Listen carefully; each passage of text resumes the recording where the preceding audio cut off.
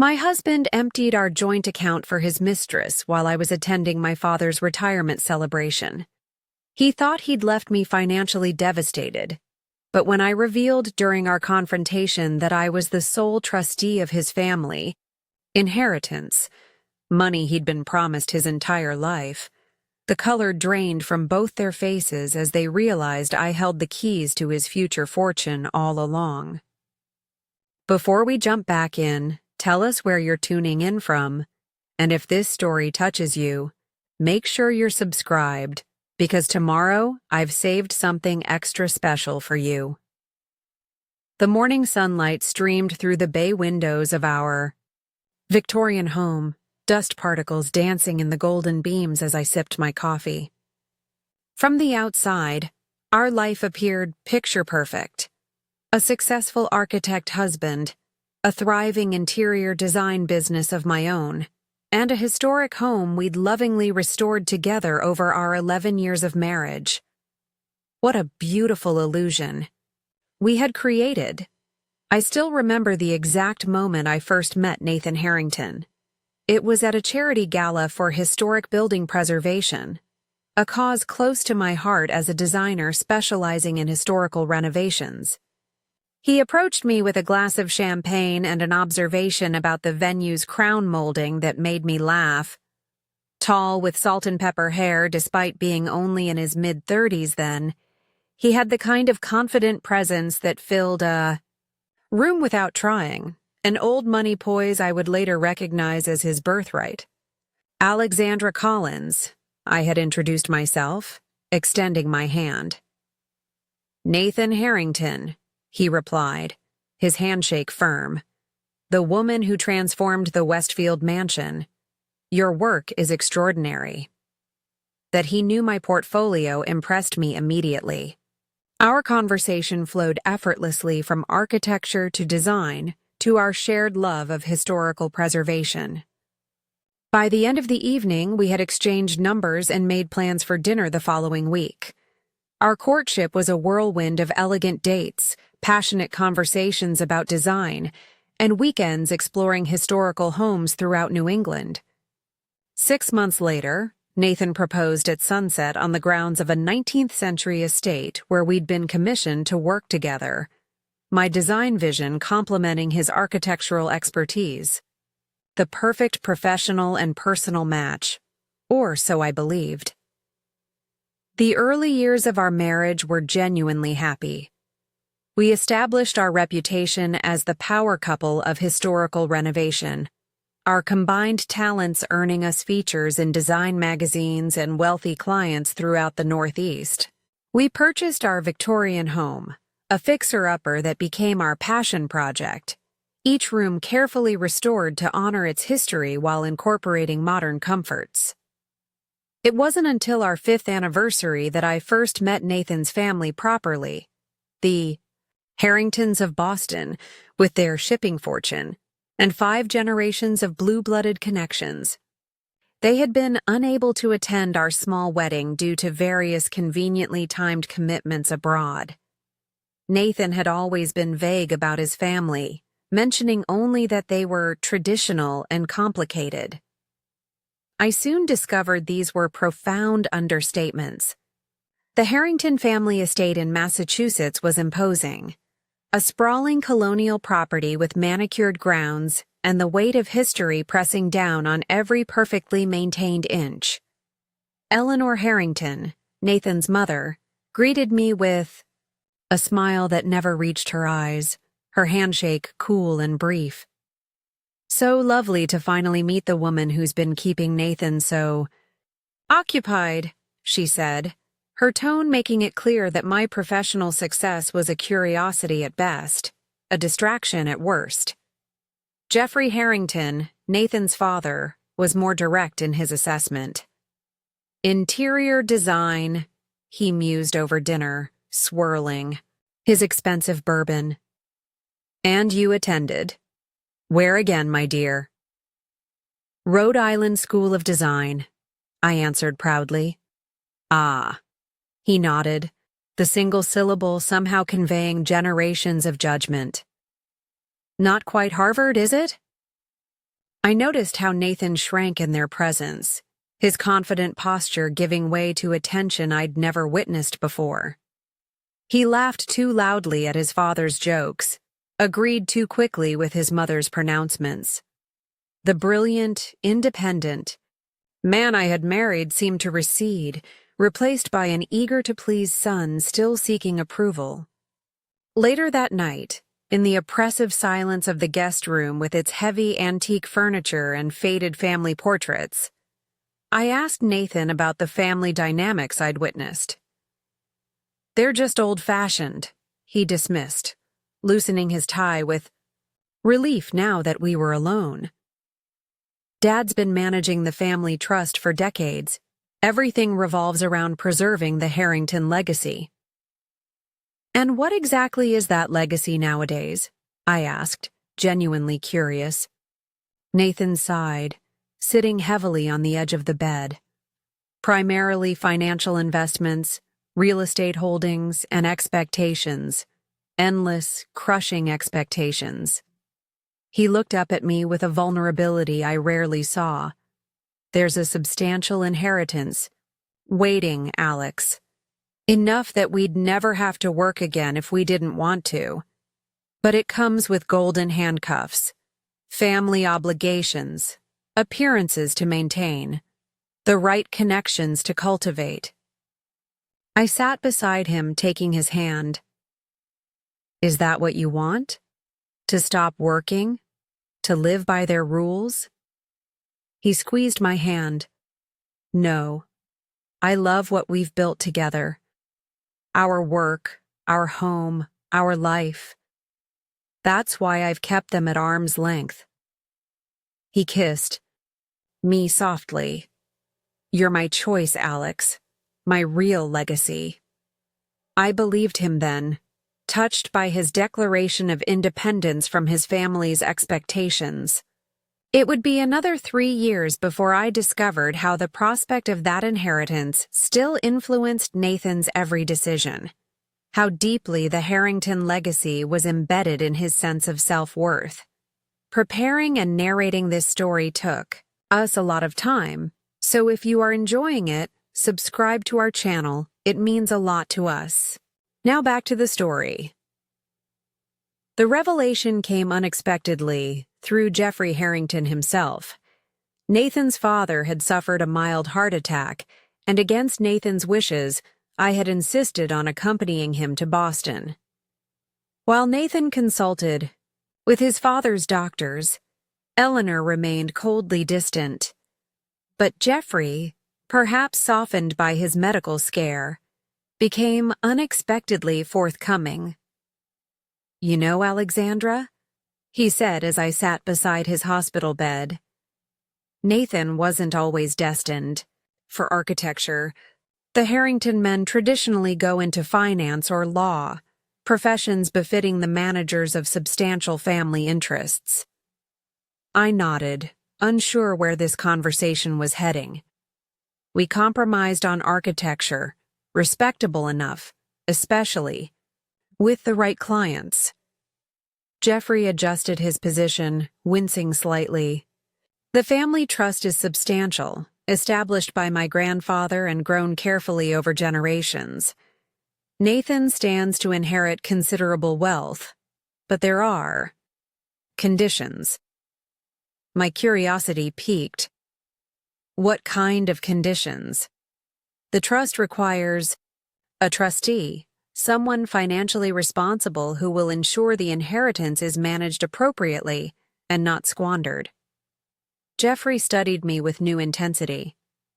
"Traditionally, this role falls to the spouse." "The spouse?" I repeated, confused. "So Eleanor is your trustee?" Jeffrey's laugh held little humor. "Indeed she is, as my mother was for my father before her. It's a family tradition dating back generations. A check and balance system, if you will. The Harrington fortune passes through the male line, but the wives hold the purse strings." He shifted again, lowering his voice. "Nathan may not have explained this to you, but when we amended the trust after your marriage, you were named as his trustee. I stared at him, processing this information. I'm the trustee of Nathan's inheritance? But why wasn't I consulted? Legal formalities, Jeffrey waved dismissively. The point is, Alexandra, while Nathan will be the beneficiary of the Harrington Trust upon my passing, you will have significant control over how those assets are distributed and managed. It's quite a responsibility. His eyes held mine, one that requires absolute loyalty to the Harrington name. That conversation planted a seed of unease that grew over the following weeks. Why had Nathan never mentioned this arrangement? Did he even know? When I finally confronted him about it, his reaction was unexpected. Of course I knew, Nathan admitted, pacing our living room. It's how the trust is structured, has been for generations. And you didn't think to mention this to me? That I'd be responsible for millions of dollars of your family money? Nathan stopped pacing, his expression softening. It's just a formality, Alex. A legal technicality from another era. I didn't mention it because it doesn't really matter. We're partners. What's mine is yours anyway. I wanted to believe him, and for a while I did. We returned to our work, our routine, our seemingly perfect life. But something had shifted, an awareness that there were aspects of Nathan's world he kept carefully separated from our marriage. This awareness might have remained merely an uncomfortable undercurrent had it not been for my father's retirement celebration last fall. After 40 years as a high school history teacher, my dad was being honored with a weekend of events in my hometown of Providence. Nathan had initially planned to join me, but backed out at the last minute citing an urgent client meeting that couldn't be rescheduled. It's the Mercer project, he explained apologetically as I packed. They're threatening to pull out if we don't address their concerns immediately. This could be a 6-figure commission, Alex. My father only retires once, I countered, disappointed but understanding the realities of our business. But I get it. The Mercers are important clients. I'll make it up to both of you, Nathan promised, kissing me goodbye. Give your dad my best. The weekend was bittersweet, joyful celebrations with my family tinged with Nathan's absence. My father, always perceptive, noticed my occasional distraction. Marriage is a marathon, not a sprint, he advised as we sat together after the main retirement dinner. There are stretches where you run together perfectly in sync, and others where one partner pulls ahead while the other catches their breath. The key is making sure you're still running toward the same finish line. His words comforted me, and I returned home Sunday evening refreshed and ready to reconnect with Nathan. Except Nathan wasn't home. His message claimed another late night at the office, finalizing the Mercer proposal. I decided to surprise him with dinner, picking up food from his favorite restaurant and driving to his downtown office. The security guard recognized me immediately, buzzing me up with a friendly greeting. But when I reached Nathan's firm, the office was dark, with only the emergency exit signs providing dim illumination. Confused, I called his cell phone. It went straight to voicemail. I texted, "At your office with dinner. Where are you?" No response. An uneasy feeling settled in my stomach as I drove home. Nathan's car wasn't in our driveway, and the house remained dark and empty. I tried his phone again, still straight to voicemail. I called a few of his colleagues, receiving awkward responses that only heightened my concern. Finally, around midnight, I heard his key in the lock. He stumbled slightly entering the house, the faint scent of expensive perfume, not mine, clinging to his clothes. "Alex, you're up." His surprise seemed genuine. his smile too bright. "I thought you'd be asleep by now." "I was worried," I replied simply, studying his slightly disheveled appearance. "I went to your office earlier, with dinner." A flicker of alarm crossed his face, quickly masked. "Oh?" "I was meeting with the Mercers at their hotel." "Didn't I mention that?" The lie hung between us, almost tangible in its obviousness. I could have confronted him then, demanded the truth. Instead, I simply said, "You should have called." "You're right, I'm sorry." He reached for me, but I stepped back. "I'm tired. We can talk tomorrow." That night, lying awake in our bed while Nathan slept beside me, I made a decision. Before confronting what I suspected was happening, I needed information. Complete information. The next morning, I accessed our joint checking account online, something I hadn't done in weeks since Nathan had taken over managing our day-to-day finances, allowing me to focus on growing my design business. What I discovered sent ice through my veins.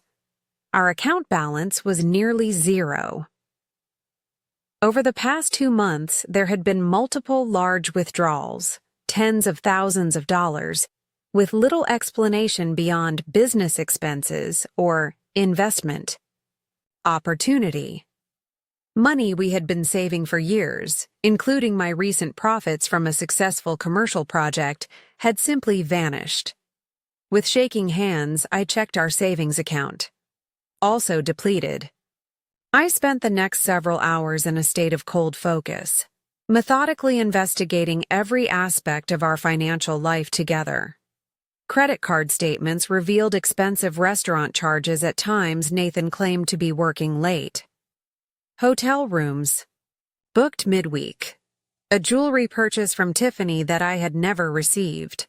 But the most damning evidence came from Nathan's recent email exchanges with our accountant, which I accessed through our shared home computer.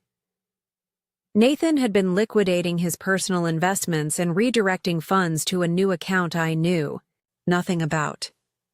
The emails referenced personal matters and temporary financial restructuring needs.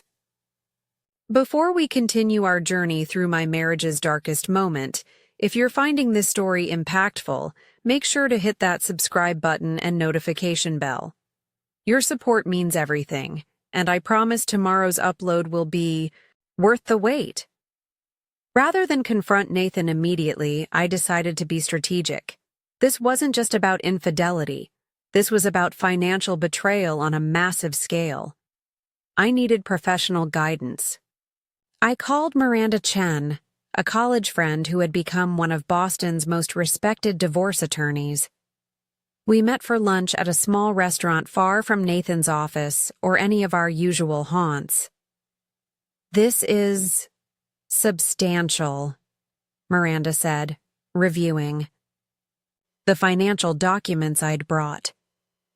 "He systematically drained your marital assets. The question is why? Men like Nathan don't usually destroy their financial foundation for an affair unless..." "Unless what?" I prompted when she hesitated. "Unless they're planning to leave and want to shield assets from a divorce settlement." Miranda looked up from the papers, her expression compassionate but direct. "Alex, I think you need to prepare for the possibility that Nathan is planning to end your marriage."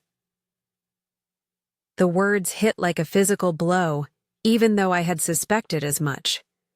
11 years of partnership, of building a life and business together, potentially ending not just with betrayal, but calculated financial abandonment. "What should I do?" I asked, my voice steadier than I felt. Miranda's strategy was clear and precise. First, secure my own financial position by opening separate accounts and transferring my business earnings there moving forward. Second, document everything, every suspicious transaction, every unexplained absence, every lie. And third, consult with a financial forensic specialist who could trace where the money had gone. And there's one more thing, Miranda added, sliding a legal document across the table. Jeffrey Harrington named you as trustee of Nathan's inheritance, correct? I nodded. This is important, Alex. As trustee, you have significant legal power over assets that Nathan likely considers his birthright. We should review the exact terms of the trust agreement. Over the next 2 weeks, I operated with quiet efficiency. I separated my business finances from our joint accounts. I documented every piece of evidence, and most importantly, I met with the Harrington family attorney to review my exact powers as trustee. What I discovered was astonishing. The Harrington family trust was even more substantial than Nathan had implied, nearly $50 million, in assets that would pass to him upon Jeffrey's death or voluntary dissolution of the trust. And as trustee, I had remarkable authority. The power to approve or deny distributions, to establish conditions for access to funds, and even to redirect assets toward charitable causes instead of personal use if I deemed the beneficiary morally compromised or financially irresponsible. This is an unusual amount of control, I remarked to Mr. Peterson, the silver-haired attorney who had managed Harrington legal affairs for decades. The Harrington men have historically had expensive appetites and occasional lapses in judgment, he explained with diplomatic understatement. This structure was established generations ago to ensure the family fortune couldn't be squandered in a moment of weakness. Armed with this knowledge and the evidence I had gathered, I was finally ready to confront Nathan. But before I could choose the moment, it arrived on its own. I returned from a client meeting to find Nathan in our home office, hurriedly packing documents into his briefcase. He startled visibly when I entered. Alex, I thought you'd be gone all afternoon. Meeting ended early, I replied, noticing how he angled his body to shield the computer screen. What are you doing? Just organizing some paperwork for the Miller project, he said smoothly, closing his briefcase with a definitive click. Interesting, because the Millers canceled their renovation last month. I stepped further into the room. Why don't you tell me what you're really doing, Nathan? Or better yet, tell me about Veronica. His face registered genuine shock. What? Veronica Lewis, junior architect at Foster & Associates. The woman you've been sleeping with for at least 4 months, based on your hotel receipts. Nathan's expression cycled rapidly from shock to denial to calculation. When he finally spoke, his tone was conciliatory. Alex, I can explain. It's not what you think. It's exactly what I think, I interrupted, my voice calm despite the storm raging inside me. You've been having an affair while systematically emptying our joint finances. Nearly $300,000, Nathan. Money we earned together.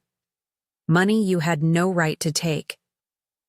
His facade cracked slightly, defensiveness bleeding through.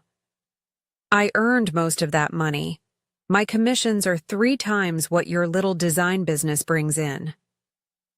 The dismissiveness in his tone when referring to my business, work I had, poured my heart and soul into, crystallized everything for me. This wasn't just about the affair or the money. This was about fundamental respect, partnership, trust, all the values I had believed formed the foundation of our marriage. I want you to leave, I said quietly. Today. And I want a full accounting of where that money has gone. Nathan's demeanor changed entirely, the apologetic husband vanishing, replaced by cold calculation. I don't think you understand the situation, Alex. I've already leased an apartment downtown. Veronica and I, he hesitated, then committed, to his new truth. We're planning a future together. She understands the demands of my career in ways you never have. And the money? Our money? His smile was almost pitying. Consider it the cost of our separation. You'll keep the house, your business contacts. I'm being more than generous. Generous? I repeated incredulously. You've emptied our accounts without my knowledge or consent. I've made sure we'll both land on our feet, he countered. Veronica's father is Walter Lewis of Lewis Development. They're offering me a partnership position. No more struggling for commissions. No more historic preservation constraints, limiting my vision. This is my chance to create truly innovative architecture. The pieces clicked into place. Nathan wasn't just leaving me for a younger woman. He was leveraging her family connections to advance his career, unburdened by what he now characterized as the limitations of our shared professional vision. I see, I said, a strange calm settling over me. And your parents? How do they feel about your new direction? Nathan's confidence wavered slightly.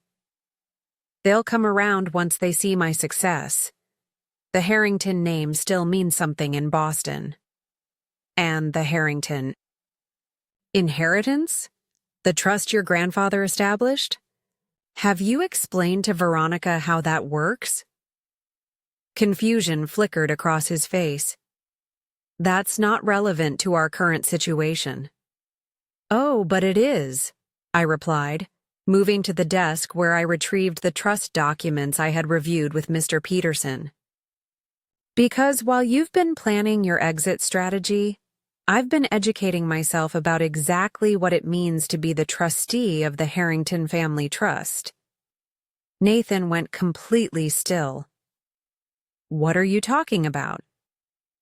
Your father named me as trustee years ago, Nathan, a fact you conveniently never discussed in detail. I control how and when you receive your inheritance, every penny of it. The blood drained from his face as the implications sank in. That's just a formality, a legal technicality that can be changed. Actually, no. I've reviewed the terms extensively with Mr. Peterson. The trustee designation can only be changed under very specific circumstances: death, mental incapacity, or legal finding of breach of fiduciary duty. I placed the documents on the desk, between us, none of which apply to me. Nathan reached for the papers, scanning them with increasing agitation. This can't be right. My father would never— Your father believes deeply in the Harrington traditions, I interrupted, including the one where Harrington wives safeguard the family fortune against potentially reckless decisions by Harrington men. I couldn't help the irony that crept into my voice. It seems quite prescient, given current events. Nathan looked up from the documents, reassessing me entirely. I was no longer the betrayed wife he could dismiss with practiced excuses and financial abandonment. I had become an obstacle to his birthright, the millions he had been promised since childhood, money that formed the backdrop to his entire sense of identity and security. What do you want? He asked, his voice hollow. First, the return of every dollar you took from our joint accounts, with interest. Second, a fair division of all marital assets acquired during our 11 years together. And third, I paused, holding his gaze steadily, a divorce settlement that acknowledges my contributions to your career and our shared business reputation. His laugh held no humor. Or what? You'll withhold my inheritance out of spite. Not spite, Nathan. Responsibility. The trust specifically empowers me to protect those assets from a beneficiary demonstrating moral compromise or financial irresponsibility. Your recent actions clearly qualify. The threat hung between us, tangible and transformative. In that moment, the power dynamic of our entire relationship shifted irrevocably. Before Nathan could respond, the doorbell rang. Through the window, I glimpsed a sleek red convertible parked at the curb. A car I didn't recognize but immediately understood belonged to the woman Nathan had chosen over our marriage. "That would be Veronica," I said, gathering my purse and... "Car keys." Perfect timing. "You can explain to her how your grand plans might need some adjustment. I'll give you some privacy while I meet with my financial advisor." Nathan moved toward me, panic replacing his previous confidence. "Alex, wait. We should discuss this reasonably. There's no need for hasty decisions." "I agree completely," I replied, opening the front door to reveal a stunning woman in her late 20s, hand poised to ring the bell again. "Hello, Veronica. Nathan has some important financial information to share with you. I was just leaving." The confusion on her face as I walked past her to my car was only the beginning. I knew that once Nathan explained the reality of his financial situation, both the emptied accounts that demonstrated his dishonesty and the inheritance he couldn't access without my approval, their perfect future together would look considerably less certain. As I drove away from the home Nathan and I had lovingly restored together, I felt no triumph, no vindictive satisfaction. Only a profound sense of reclamation, of my dignity, my financial security, and most importantly, my power to shape my own future on my own terms. My father had been right about marriage being a marathon. What he hadn't mentioned was that sometimes, when your partner veers off course entirely, the most courageous choice is to continue running your own race, stronger, wiser, and utterly undiminished by their betrayal. "I was worried," I replied simply, studying his slightly disheveled appearance. "I went to your office earlier, with dinner." A flicker of alarm crossed his face, quickly masked. "Oh? I was meeting with the Mercers at their hotel. Didn't I mention that?" The lie hung between us, almost tangible in its obviousness. I could have confronted him then, demanded the truth. Instead, I simply said, "You should have called." "You're right, I'm sorry." He reached for me, but I stepped back. "I'm tired. We can talk tomorrow." That night, lying awake in our bed while Nathan slept beside me, I made a decision. Before confronting what I suspected was happening, I needed information. Complete information. The next morning, I accessed our joint checking account online, something I hadn't done in weeks since Nathan had taken over managing our day-to-day finances, allowing me to focus on growing my design business. What I discovered sent ice through my veins. Our account balance was nearly zero. Over the past 2 months, there had been multiple large withdrawals, tens of thousands of dollars, with little explanation beyond business expenses or investment opportunity. Money we had been saving for years, including my recent profits from a successful commercial project, had simply vanished. With shaking hands, I checked our savings account, also depleted. I spent the next several hours in a state of cold focus, methodically investigating every aspect of our financial life together. Credit card statements revealed expensive restaurant charges at times Nathan claimed to be working late. Hotel rooms, booked midweek. A jewelry purchase from Tiffany that I had never received. But the most damning evidence came from Nathan's recent email exchanges with our accountant, which I accessed through our shared home computer. Nathan had been liquidating his personal investments and redirecting funds to a new account I knew nothing about. The emails referenced personal matters and temporary financial restructuring needs. For a moment, the shock threatened to overwhelm me.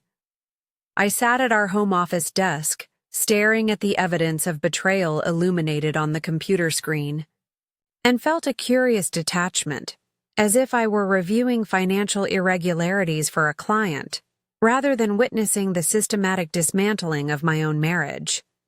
The Nathan I thought I knew, ethical, principled, devoted to our shared vision, had been meticulously plotting his exit, ensuring he would land comfortably while leaving me financially devastated. The calculated nature of his actions was almost more painful than the infidelity they clearly supported. I closed my eyes, allowing myself exactly 5 minutes to feel the full force of the pain, the anger, the humiliation. Then I opened them again, straightened my shoulders, and began to plan. My first instinct was confrontation, to throw the evidence in Nathan's face, to demand answers about every missing dollar, every lie. But something deeper, more strategic, held me back. Nathan had spent months orchestrating his betrayal. What would I gain by alerting him now that I had discovered it? Better to understand the full scope of his deception, to gather all possible resources before showing my hand. Before we continue our journey through my marriage's darkest moment, if you're finding this story impactful, make sure to hit that subscribe button and notification bell. Your support means everything, and I promise tomorrow's upload will be worth the wait. Rather than confront Nathan immediately, I decided to be strategic.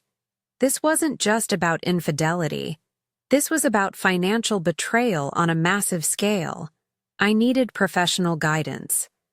I called Miranda Chen, a college friend who had become one of Boston's most respected divorce attorneys. We met for lunch at a small restaurant far from Nathan's office, or any of our usual haunts. "This is substantial," Miranda said, reviewing the financial documents I'd brought. "He's systematically drained your marital assets. The question is why? Men like Nathan don't usually destroy their financial foundation for an affair unless..." "Unless what?" I prompted when she hesitated. "Unless they're planning to leave and want to shield assets from a divorce settlement?" Miranda looked up from the papers, her expression compassionate but direct. "Alex, I think you need to prepare for the possibility that Nathan is planning to end your marriage." The words hit like a physical blow, even though I had suspected as much. 11 years of partnership, of building a life and business together, potentially ending not just with betrayal, but calculated financial abandonment. "What should I do?" I asked, my voice steadier than I felt. Miranda's strategy was clear and precise.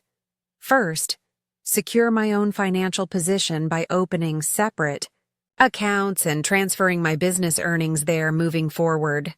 Second, document everything, every suspicious transaction, every unexplained absence, every lie.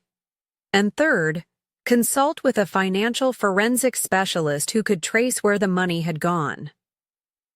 "And there's one more thing," Miranda added, sliding a legal document across the table. "Jeffrey Harrington named you as trustee of Nathan's inheritance, correct?" I nodded. "This is important, Alex. As trustee, you have significant legal power over assets that Nathan likely considers his birthright. We should review the exact terms of the trust agreement." That evening, I left Miranda's office with a clear action plan and something even more valuable, the first fragile stirrings of empowerment. I was no longer merely Nathan's victim. I was becoming the architect of my own recovery. The next morning, I made an appointment with Westlake Credit Union, a small bank across town where Nathan and I had no prior relationship. There, I opened a personal checking account, a business account for my design firm, and a savings account.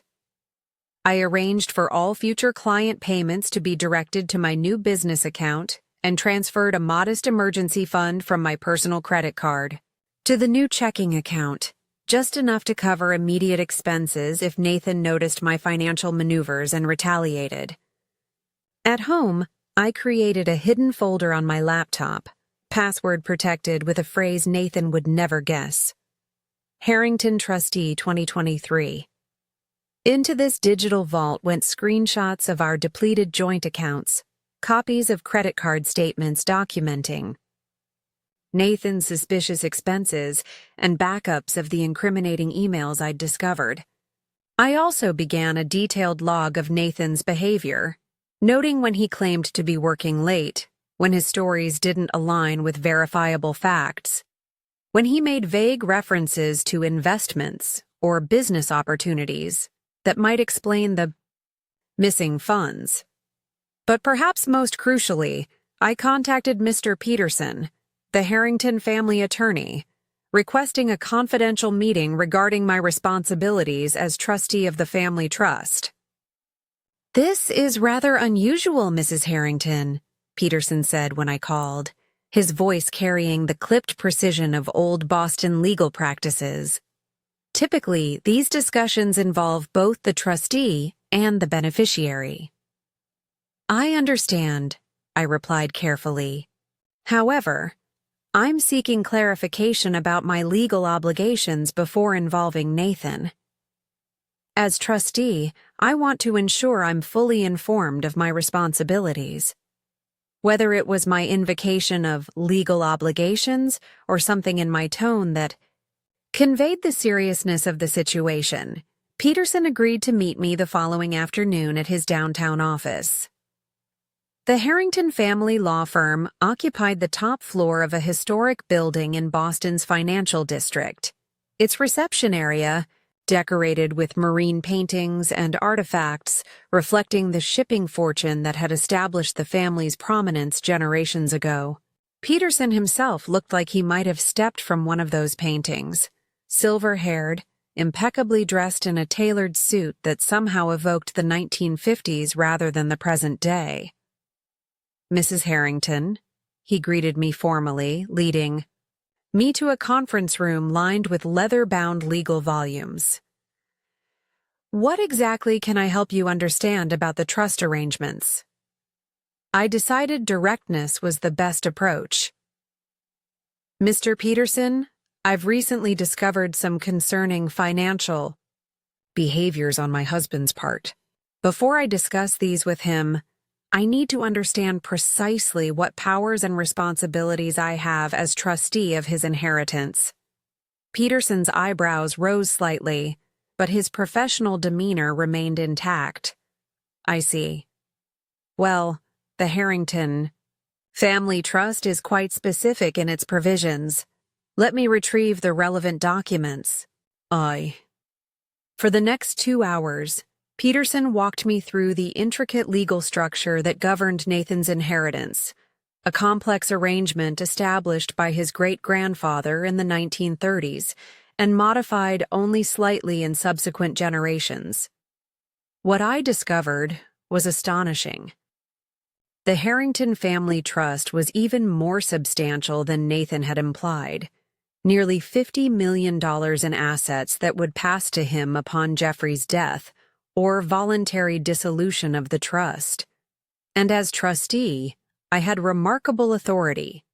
The power to approve or deny distributions, to establish conditions for access to funds, and even to redirect assets toward charitable causes instead of personal use, if I deemed the beneficiary morally compromised or financially irresponsible. "This is an unusual amount of control," I remarked to Mr. Peterson. "The Harrington men have historically had expensive appetites and occasional lapses in judgment," he explained with diplomatic understatement. This structure was established generations ago to ensure the family fortune couldn't be squandered in a moment of weakness. I thought about Nathan, his careful charm, his strategic mind, his apparent devotion to our partnership, and wondered what weaknesses his ancestors had displayed that necessitated such stringent financial controls. Now, it seemed, Nathan was revealing his own version of those family tendencies. And Nathan is aware of these provisions? Of my authority as trustee? I asked. Peterson nodded. All beneficiaries are briefed on the trust structure when they turn 25. Nathan received the standard overview 15 years ago, and again after your marriage when you were named trustee. This confirmation that Nathan had always known had deliberately kept me in the dark about the full extent of my financial power within his family, only strengthened my resolve. Thank you, Mr. Peterson. One final question. Can Nathan have me removed as trustee? The attorney's expression remained neutral, but I detected a flicker of understanding in his eyes.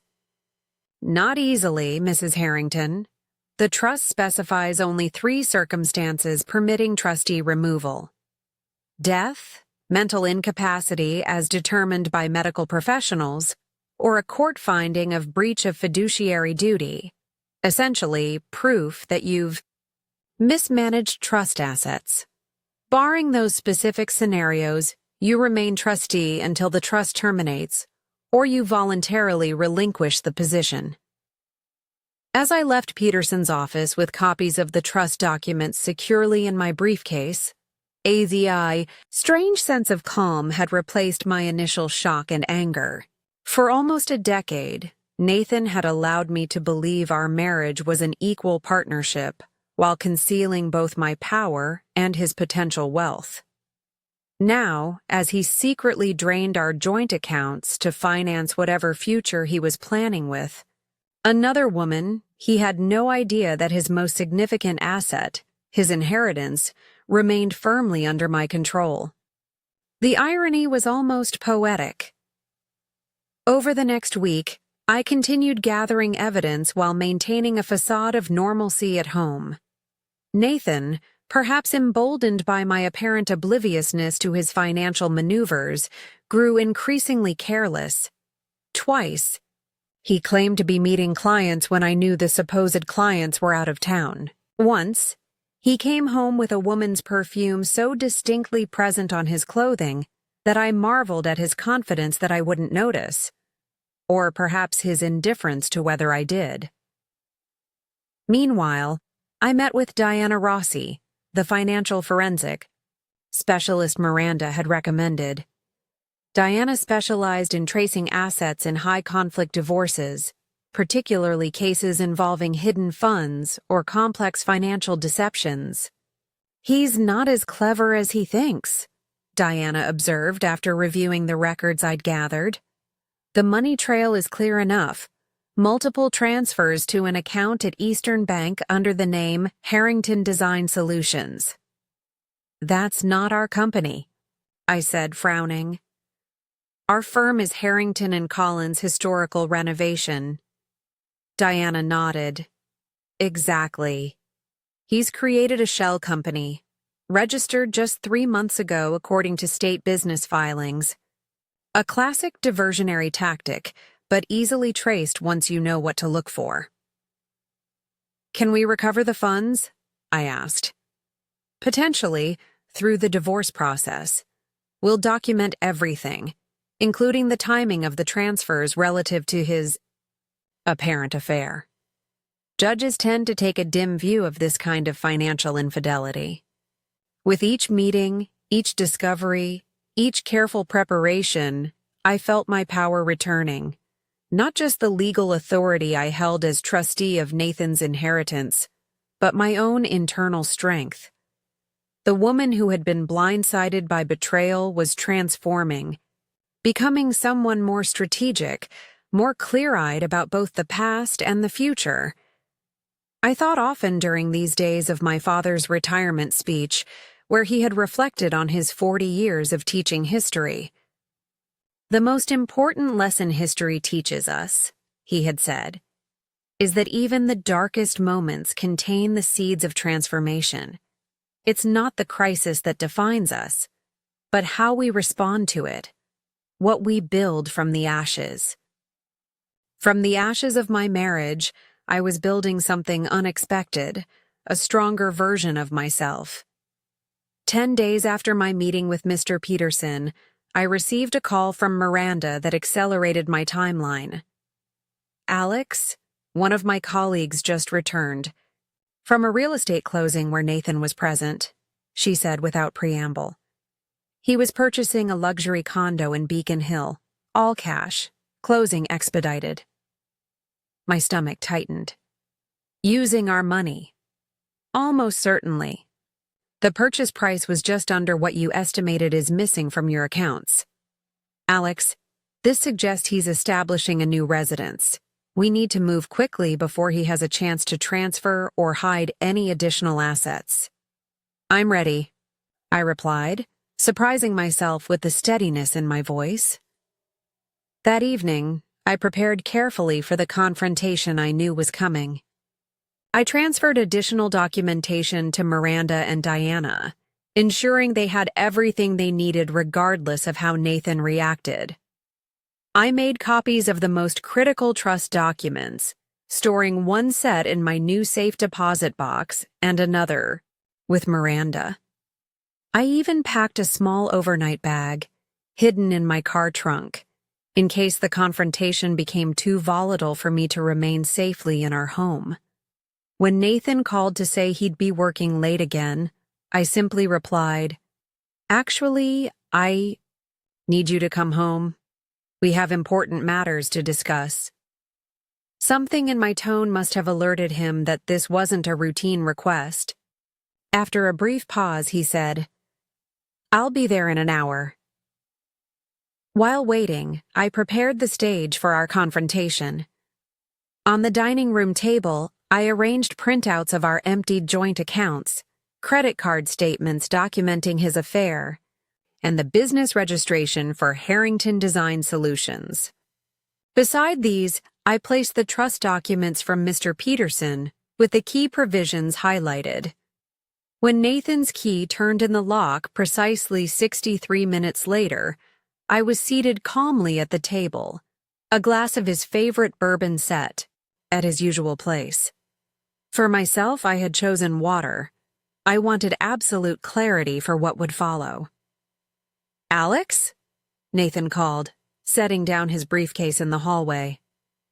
"What's so important that it couldn't wait until—" He stopped abruptly in the dining room doorway, taking in the documents arranged on the table. "Welcome home," I said quietly. "I think it's time we had an honest conversation about our finances. Don't you?" To Nathan's credit, he assessed the situation quickly, his expression shifting from surprise to calculation to a practiced look of confusion. "What's all this?"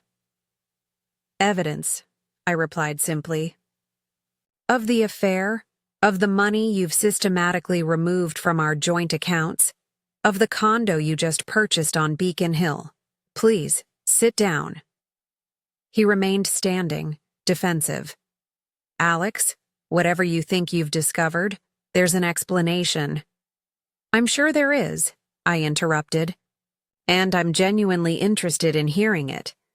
But first, let me share what I know with certainty." I gestured again to the chair across from me. "It will be easier if you sit." Perhaps recognizing that denial was futile, or perhaps simply playing. For time to formulate his strategy, Nathan slowly lowered himself into the chair. He didn't touch the bourbon. "Our joint checking account, which held approximately $180,000 2 months ago, now contains $342.17, I began, my voice calm and matter-of-fact. "Our savings account, previously holding $125,000 for our planned kitchen renovation, has been emptied completely. Your personal investment account has been liquidated, with the proceeds, roughly $210,000, transferred to an account belonging to Harrington Design Solutions, a company formed 3 months ago without my knowledge. I paused, letting the figures sink in. When Nathan opened his mouth to speak, I held up my hand.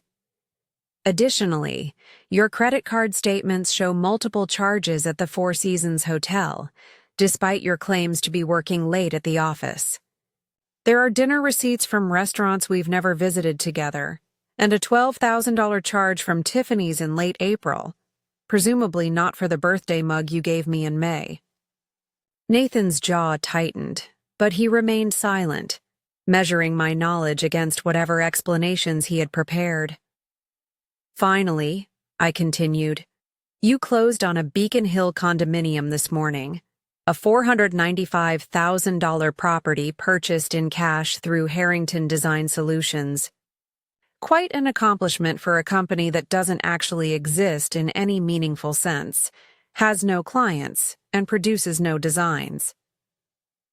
I sat back, watching Nathan's face as he processed how thoroughly I had uncovered his deception. For a moment, genuine surprise registered in his eyes, surprise that I, the trusting wife he had so easily manipulated, had managed to track his financial maneuvers so completely. Then, as I had anticipated, his expression shifted to something more calculated. Nathan had always been strategic, able to pivot when circumstances changed. I could almost see him reassessing, formulating a new approach. Alex, he began, his voice taking on the reasonable tone he used with difficult clients. I know how this looks, and I owe you an explanation. Yes, you do. The condominium is an investment property. The market in Beacon Hill is exploding, and I wanted to surprise you with an opportunity I couldn't pass up. As for the money movements, I've been restructuring our investments for tax purposes. I should have discussed it with you, but I didn't want to burden you with financial minutia when you've been so focused on growing your design business. It was masterfully done, the perfect blend of plausible explanation and subtle condescension. 6 months ago, I might have believed him, or at least wanted to believe him badly enough to ignore the inconsistencies. And the hotel charges? I asked. The dinners? The jewelry another woman is presumably wearing right now? A flicker of irritation crossed his face before he controlled it. Client meetings mostly. The jewelry was for my mother's birthday. She's always preferred Tiffany. I was planning to tell you about it at month end when I reconcile our accounts. Nathan, I said softly, do you really expect me to believe any of this? His expression hardened. What I expect, Alexandra, is a certain level of trust between husband and wife. These accusations, this amateur detective work, it's beneath you. I couldn't help but laugh at the audacity. Trust between husband and wife? While you're draining our accounts and sleeping with another woman? You don't understand the pressures I've been under, he countered, abruptly switching tactics. The expectations from my family, from the firm, sometimes I just need space, an escape.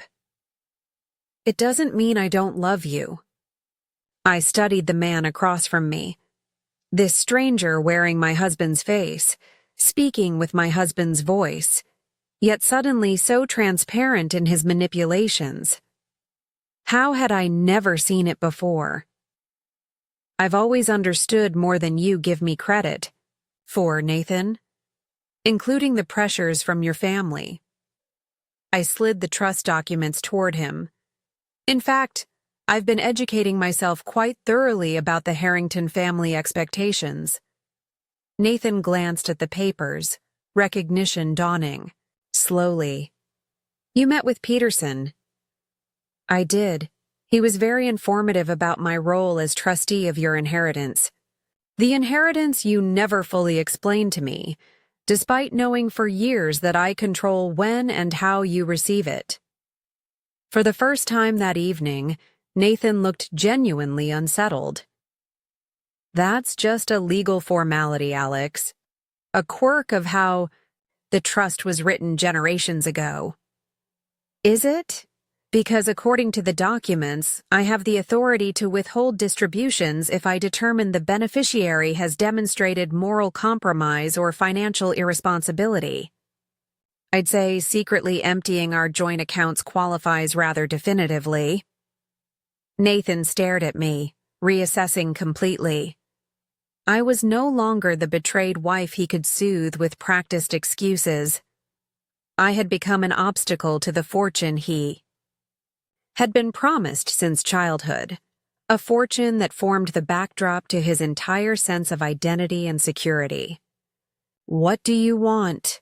he asked, his voice hollow. I had anticipated this question, the moment when Nathan would recognize that our confrontation had shifted from emotional catharsis to negotiation. I was prepared. First, complete financial transparency, documentation of every dollar you've removed from our joint accounts and where it currently resides. Second, the immediate return of those funds to accounts accessible to both of us until a formal separation agreement is established. And third, your voluntary departure from our home until we determine next steps regarding our marriage. Nathan's laugh held no humor. And if I refuse, you'll what? Withhold my inheritance out of spite? Not spite, Nathan. Responsibility. The trust specifically empowers me to protect those assets from a beneficiary demonstrating moral compromise or financial irresponsibility. Your recent actions clearly qualify.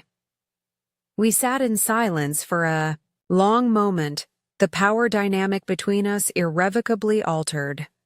Finally, Nathan reached for the bourbon, taking a substantial swallow before responding. "You've clearly been planning this ambush for some time," he said bitterly, while pretending everything was normal. The irony of his accusation, this man who had maintained a facade of devotion while systematically betraying me, was almost too perfect. But I didn't take the bait. "I've been gathering information," I corrected him, "before making life-altering decisions.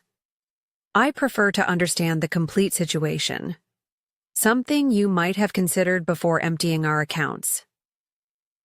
Nathan set down his glass with a sharp click against the mahogany table.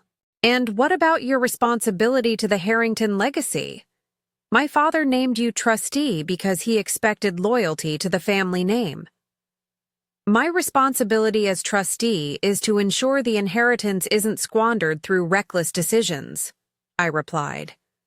"Given your recent judgment, I'd say I'm fulfilling that duty precisely as intended." Before Nathan could respond, his phone buzzed with an incoming text.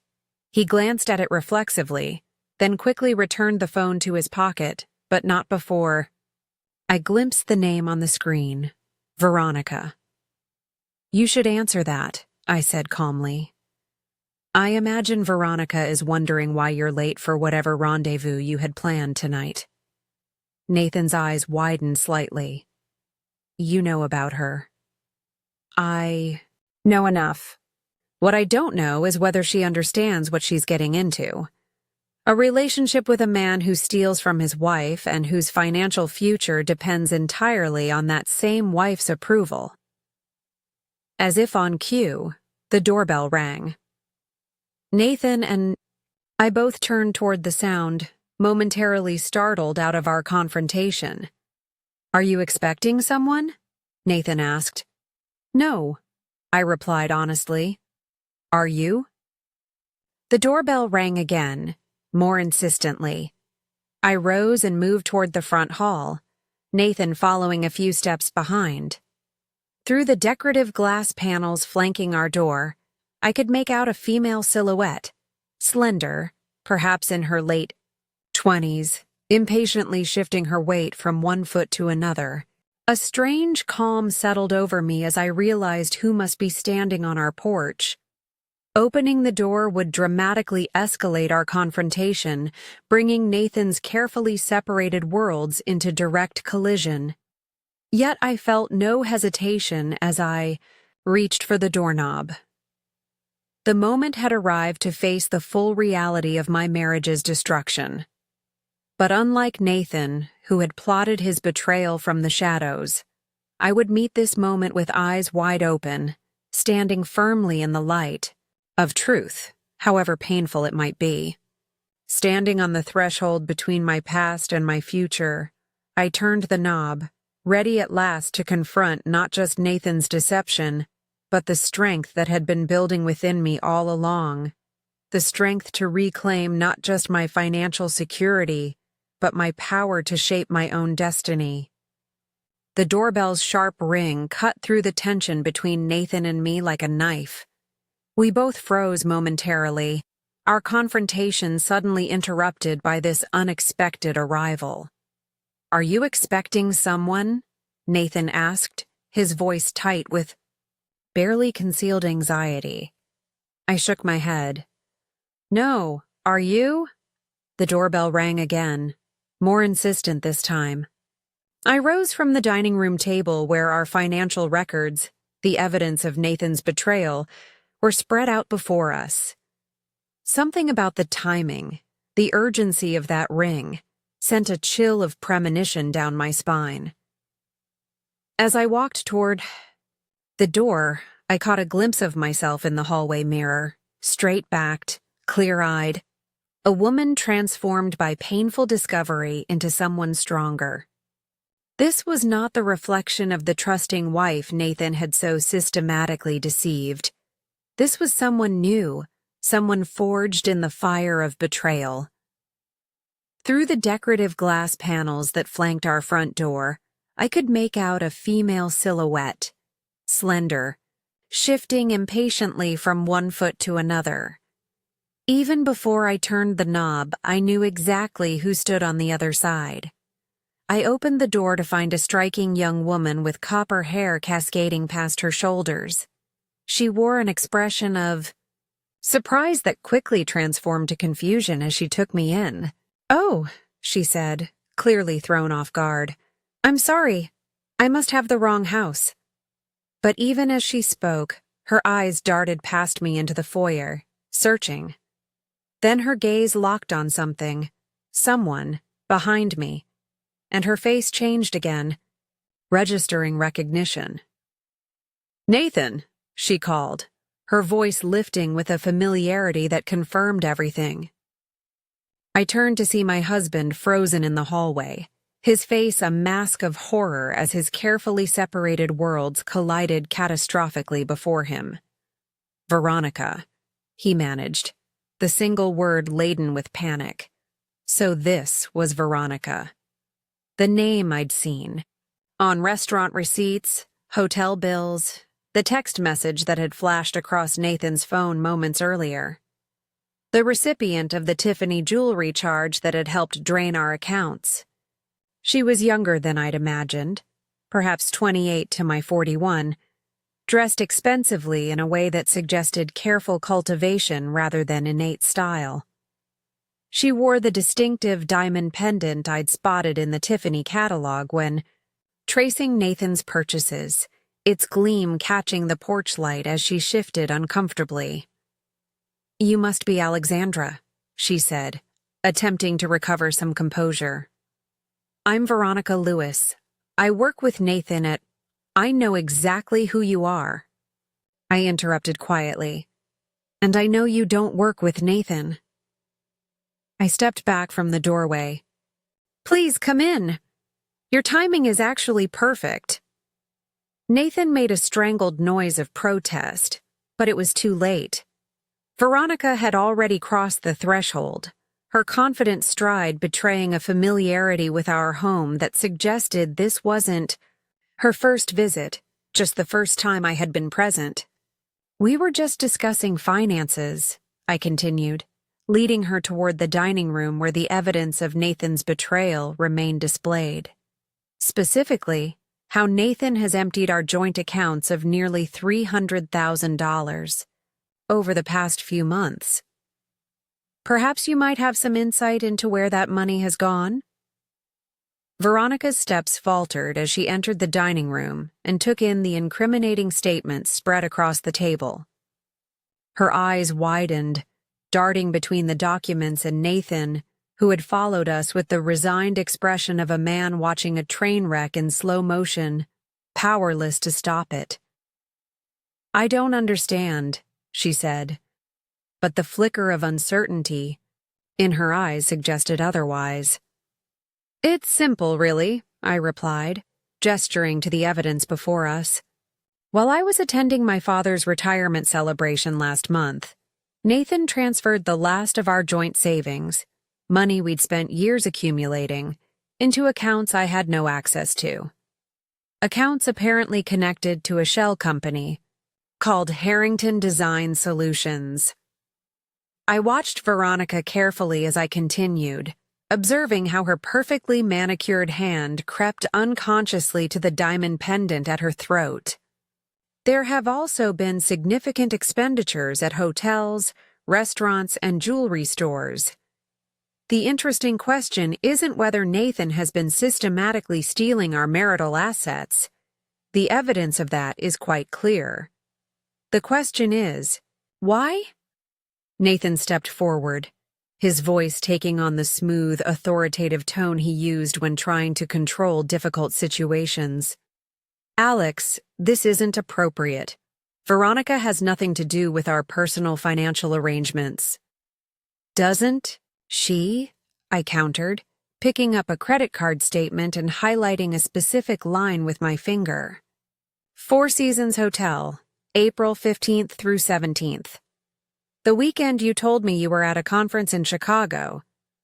I selected another document. "Reservation confirmation for 2 at La Voile on Newbury Street, May 3rd. The night you claimed to be working, late on the Wilson project." I looked up at Veronica. "Were these business meetings, Ms. Lewis?" The color drained from her face, but to her credit, she didn't immediately retreat or deny. Instead, she turned to Nathan, her expression hardening. "You said you were separated. You said the divorce was just a matter of paperwork." The simple statement confirmed everything. Nathan had been constructing parallel narratives, one for me, one for her, neither containing more than fragments of truth. "I'm afraid we're very much still married," I replied, a strange calm settling over me. "Though given recent developments, that status is certainly subject to change." Nathan moved between us, his composure cracking. "Both of you stop, this isn't helping anything." He turned to Veronica. "You shouldn't be here. We can talk later." "Later?" Veronica's voice rose incredulously. "You texted me to come over. You said you had news about our future together, that everything was finally arranged." Our future together. Everything arranged. The phrases landed like physical blows, confirming not just the affair, but the larger betrayal. Nathan had been systematically dismantling our marriage, our shared finances, our entire life together, to build something new with this woman. "Interesting timing," I observed, nodding toward the documents on the table. "Considering I just confronted him about the missing funds less than an hour ago." Veronica's eyes narrowed as she processed this information. She took a step back from Nathan, reassessing him with new wariness. "What exactly is going on here?" Before Nathan could answer, I reached for the trust documents, the final piece of evidence I had been saving. "What's going on, Ms. Lewis, is that Nathan has been lying to both of us. To me about his fidelity and our finances, and to you about—" I paused, studying her. Well, about virtually everything, I suspect, including his actual financial situation. My financial situation is none of your business, Nathan snapped. His practiced charm completely evaporated now. Not anymore. Actually, it is quite literally my business, I corrected him, sliding the trust documents across the table toward Veronica. As the sole trustee of the Harrington Family Trust, a position I've held since our marriage, I have complete legal authority over Nathan's inheritance, all $50 million of it. The stunned silence that followed was broken only by Veronica's sharp intake of breath as she reached for the documents.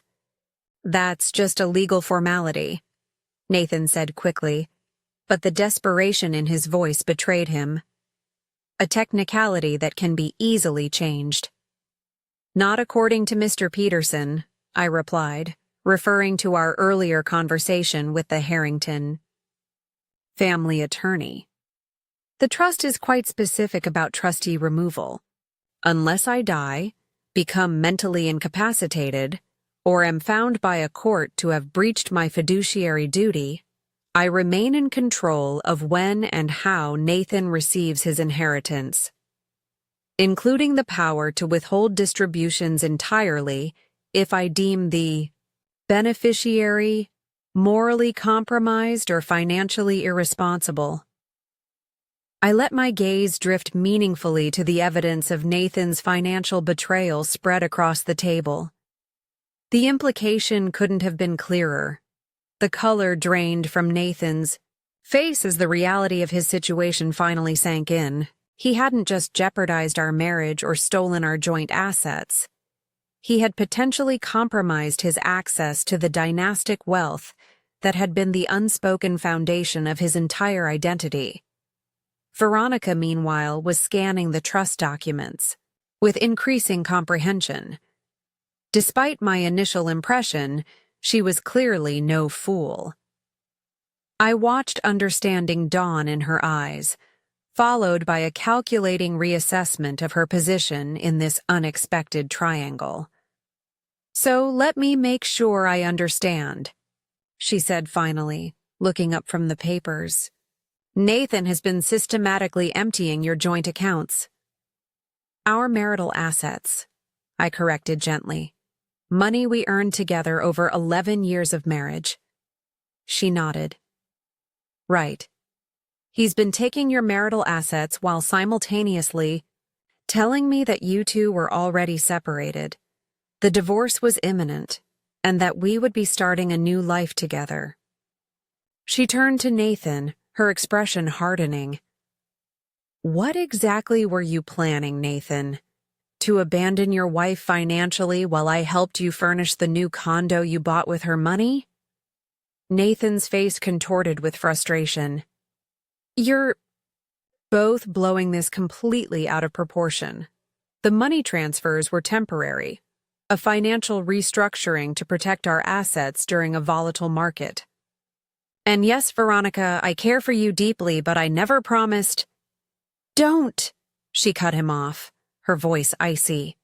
Don't you dare tell me what you did or didn't promise. She fingered the diamond pendant at her throat. Not after everything you've said. Everything you've implied. The realization that Nathan had been playing us both struck me with unexpected force.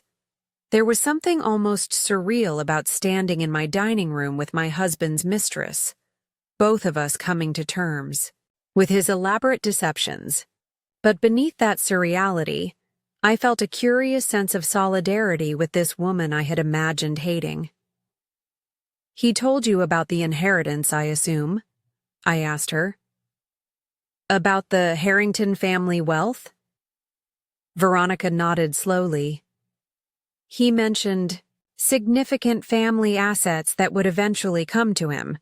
He said it was part of why he needed to handle the divorce carefully, to protect those assets from being divided. I couldn't help the short, incredulous laugh that escaped me. The inheritance that I control as trustee? The money he can't access without my approval? That's what he needed to protect from me?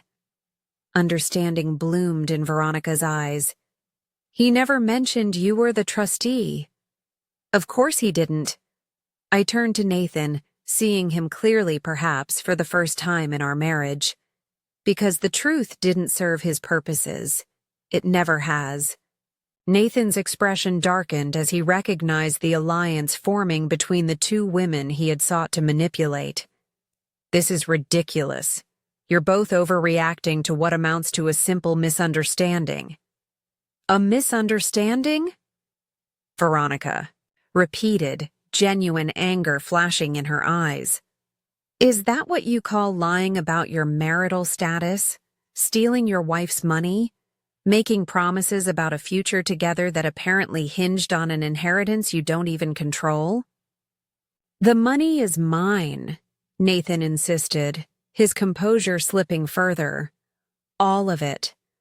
My family's fortune, the earnings from my architectural practice, I built everything we have. We built it together, I corrected quietly. Every client I brought to our joint practice through my design connections, every historical property we restored with my expertise, every detail that made our projects special came from our combined vision. As I spoke, I felt a clarity I hadn't experienced in years, perhaps ever.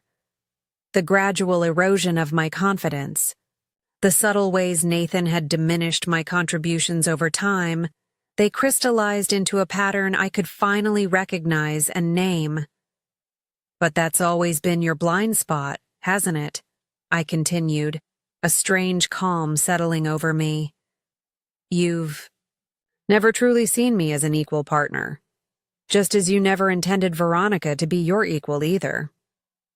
That's not true, Nathan protested, but the denial sounded hollow even to his own ears. Veronica shook her head, the movement causing light to catch on her diamond pendant. What was I to you, Nathan? A distraction? A trophy? Or just the convenient daughter of Walter Lewis, whose development firm you've been trying to court for years? The mention of Walter Lewis triggered a memory. Nathan's increasing references to major new development opportunities, his casual mentions of connections that could take his career to the next level. The pieces clicked into place with disturbing clarity. Your father is Walter Lewis of Lewis Development? I asked, the final elements of Nathan's plan becoming clear. The firm behind the Waterfront Innovation District? Veronica nodded, her expression grim. My father was impressed by Nathan's vision, his apparent success. He was considering offering him a partnership position, access to projects far larger than historical renovations. I turned to Nathan, understanding dawning. So that's what this was really about. Not just the affair, not just the money. You were leveraging Veronica's family connections to advance your career, to escape what you've apparently come to see as the constraints of our preservation work. Nathan didn't deny it. Instead, his face settled into defiant lines. The Lewis opportunity represents everything I've worked for. Cutting-edge design, major developments, international recognition. I'm tired of being limited by historical preservation guidelines, by clients who want to live in the past instead of creating the future. The casual dismissal of our shared professional passion, work I had poured my heart and soul into for over a decade, struck deeper than any admission of infidelity could have. This wasn't just about betrayal, it was about fundamental values, about the very vision that had brought us together in the first place. And what about your promises to me? Veronica asked, her voice quiet but steel-edged. Were those just convenient lies to secure my father's support?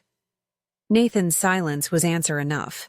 Something shifted in Veronica's expression then, a hardening. a resolve that transformed her from wronged lover to formidable opponent before our eyes. She carefully placed the trust documents back on the table, her movements deliberate and controlled. "I think I've heard everything I need to," she said, straightening her shoulders. "My father will be very interested to learn about Nathan's approach to financial management and personal integrity. I suspect it will significantly impact his enthusiasm for any potential partnership." Nathan's face drained of color as he realized the professional opportunity he had been cultivating was evaporating before his eyes. "Veronica, don't be hasty. Your father and I have a shared vision for—" "My father values honesty above all else," she interrupted coldly. "It's the foundation of how he builds both relationships and buildings. Something you might have discovered had you bothered to learn anything about him beyond his net worth and influence." She turned to me, her expression softening slightly. "I truly didn't know you were still together, Alexandra. He told me the marriage was over and everything but paperwork. I would never have." She trailed off, gesturing helplessly at the situation before us.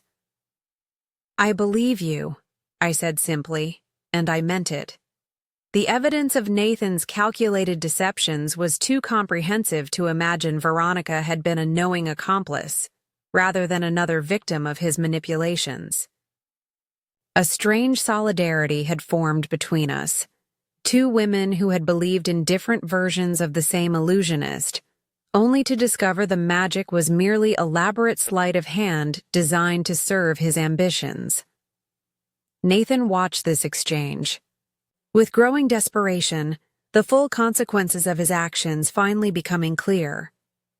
His carefully constructed house of cards, the affair, the financial deception, the professional opportunity with Lewis Development, was collapsing around him. And looming largest of all was the prospect of losing access to the Harrington fortune that had been promised to him since childhood. "What do you want?" he finally asked me, his voice hollow with defeat. "To punish me? To destroy everything I've worked for?" "I want what I deserved all along," I replied evenly. "Honesty, respect, recognition as an equal partner in the life and business we built together." I gestured to the financial documents spread across the table. "And I want every dollar you removed from our joint accounts returned immediately." "And if I refuse?" Nathan's question held a hint of his former bravado, but the effect was undermined by the visible panic in his eyes. I exchanged a glance with Veronica, who gave me an almost imperceptible nod of solidarity before moving toward the door. "I should go," she said. "You two have much to discuss, and I have a call to make to my father." At the doorway, she paused, removing the diamond pendant from her neck with deliberate care. She placed it on the side table, the glittering stone catching the light. "I believe this belongs to your wife, paid for with her money. I suggest you return it to her, along with everything else you've taken." After Veronica left, the silence in the dining room was deafening. Nathan stood frozen, staring at the door through which his mistress had departed, taking with her both his carefully constructed narrative and his professional aspirations. "If you refuse," I said finally, answering his earlier question, "I will exercise my full authority as trustee of the Harrington Family Trust. I will petition the court to freeze all assets connected to Harrington Design Solutions pending investigation of financial fraud. I will document every false statement, every unauthorized transfer, every breach of fiduciary duty you've committed against our marriage and shared business." I paused, letting the gravity of these consequences sink in. "But more importantly, Nathan, I will finally stop protecting you from your own worst instincts.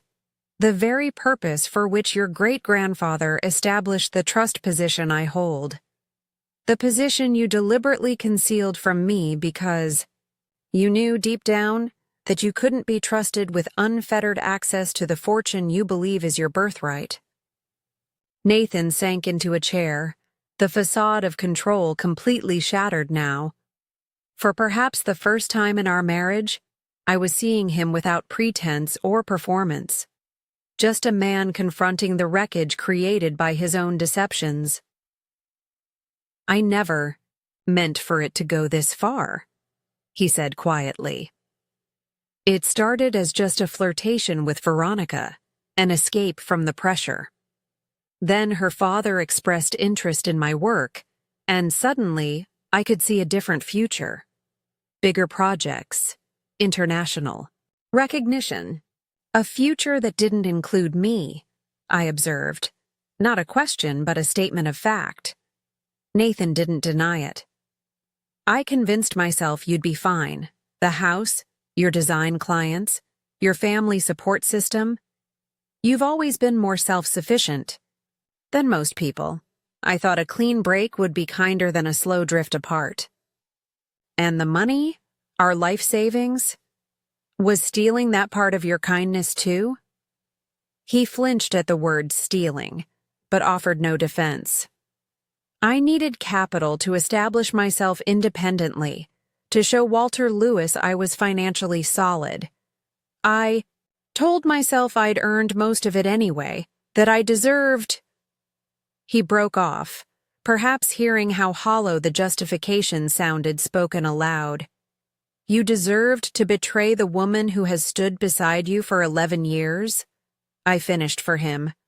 The partner who helped build your reputation, who supported your ambitions, who trusted you with her financial security and professional future. Nathan had no answer, and in his silence, I found my final confirmation. The man I had married, or thought I had married, had never truly existed. The charming, principled architect who had wooed me with shared visions of historical preservation had been as carefully constructed as the buildings he designed, a facade concealing something far less admirable beneath. I want you to leave tonight, I said, my voice steady with newfound resolve. Pack whatever personal items you need for the next few weeks. Everything else stays until our attorneys can properly inventory our assets. And go where? Nathan asked, a note of disbelief in his voice. Clearly, he had not anticipated this decisive ejection from our home. I imagine the Beacon Hill condominium you purchased with our money should suffice, I replied coldly. Unless, of course, you'd planned to install Veronica there? His expression confirmed my suspicion, sending another wave of pain through me despite my determination to remain detached. What about the business? Our clients? He asked, professional concerns apparently more pressing than the dissolution of our marriage. I'll contact our current clients tomorrow, explain that we're restructuring the firm. Most of them came through my historical preservation connections anyway. I met his gaze directly. You wanted freedom to pursue your grand vision with Lewis Development. Consider this your opportunity, assuming Veronica's call to her father doesn't completely derail those plans. Nathan stood, his shoulders slumped in defeat. And the inheritance? My family's trust?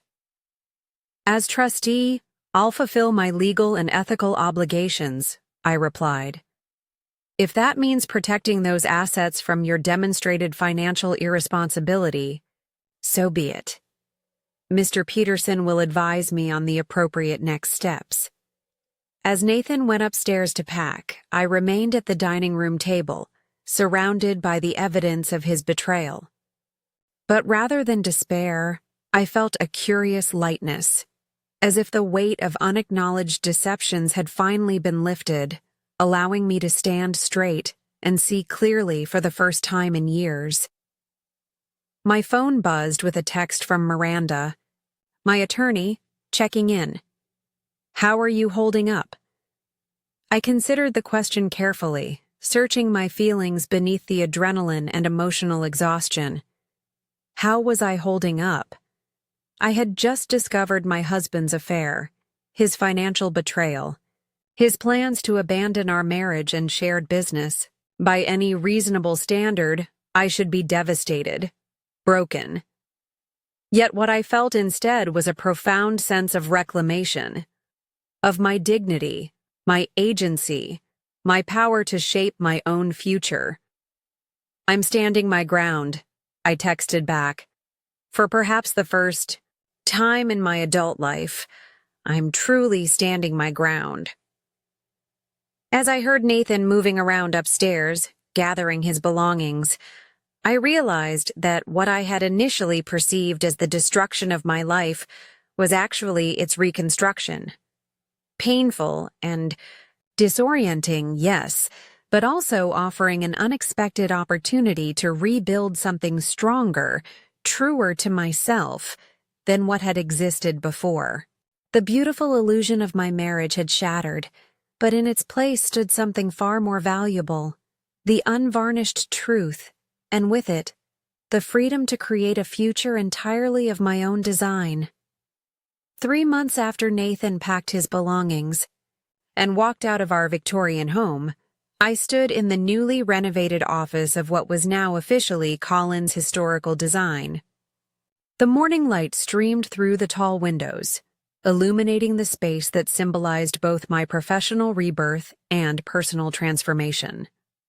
Gone was the heavy, masculine furniture Nathan had insisted upon, the imposing mahogany desk, the leather chairs that had always felt too large for me.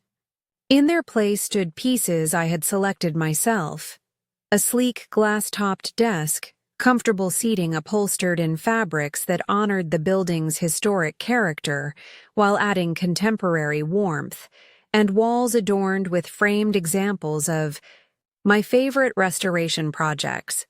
This space, like my life, had been reimagined entirely on my terms. The Wilson family called again, said Emma, my newly hired assistant, appearing in the doorway with a stack of fabric samples. They're eager to move forward with the lighthouse keeper's cottage renovation. They specifically asked for you to lead the project, said they've always admired your design sensibility. I smiled, remembering how the Wilsons had been among Nathan's favorite clients, wealthy, connected, and completely charmed by his practiced authority on historical aesthetics. Yet here they were, choosing to follow me rather than him after our professional separation. Schedule a site visit for next week, I replied, and let them know I've been researching period-appropriate lighting fixtures that might work beautifully in their space. As Emma departed, I turned to the large wall calendar that now dominated one wall of my office, a visual representation of my thriving business.